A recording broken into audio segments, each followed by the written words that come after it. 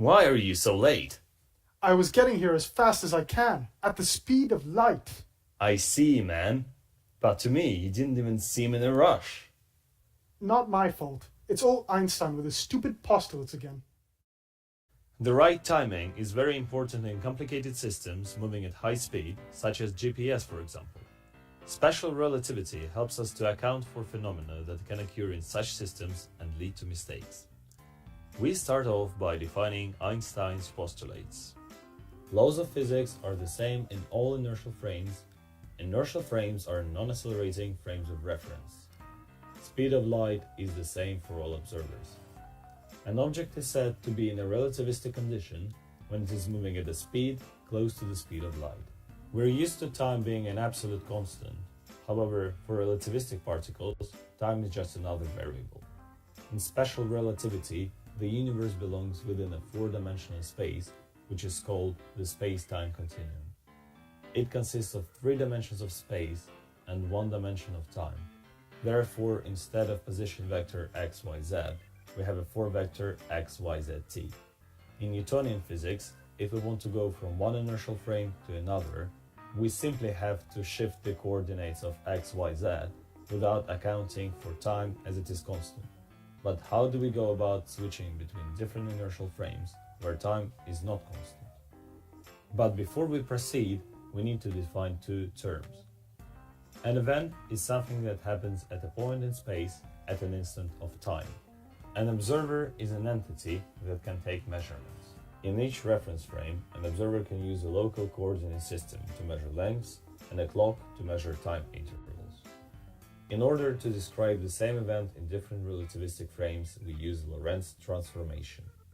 Lorentz transformations connect the space and time coordinates of an event as measured by an observer in each frame.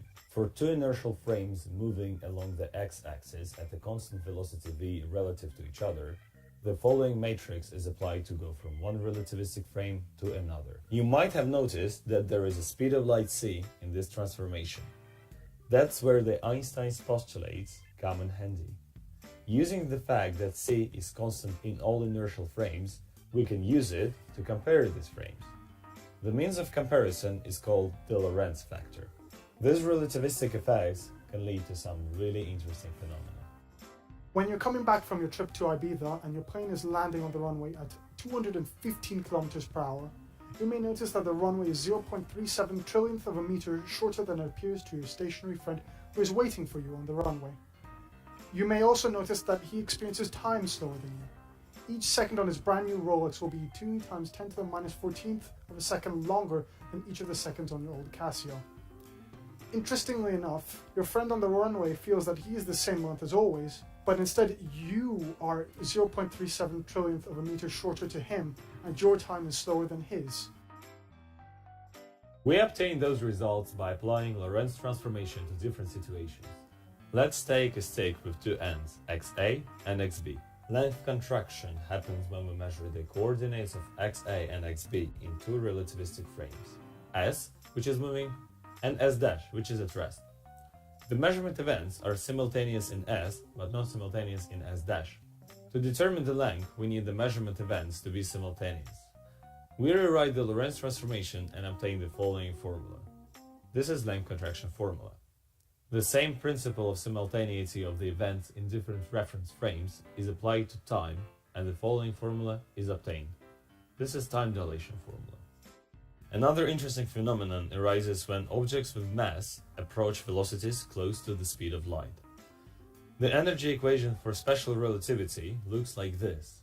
This is the full version of Einstein's famous E equals mc squared with momentum included. From it, we can obtain the relativistic mass equation, m equals m naught gamma. This equation shows that mass increases exponentially when an object approaches the speed of light. Thus, the mass of the object moving with the speed of light should be infinite, which is impossible. Therefore, the only particles in our universe which can travel at the speed of light are photons, because they simply have no mass.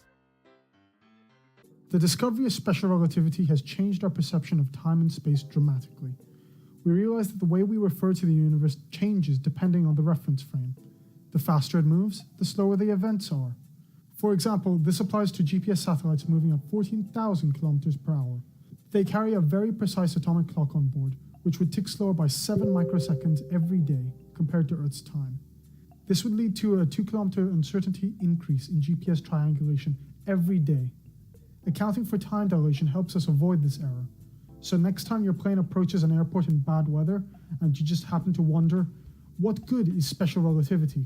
Think about Einstein and the GPS tracker in the cockpit, helping the pilots guide you to a safe landing. And as always, thanks for watching.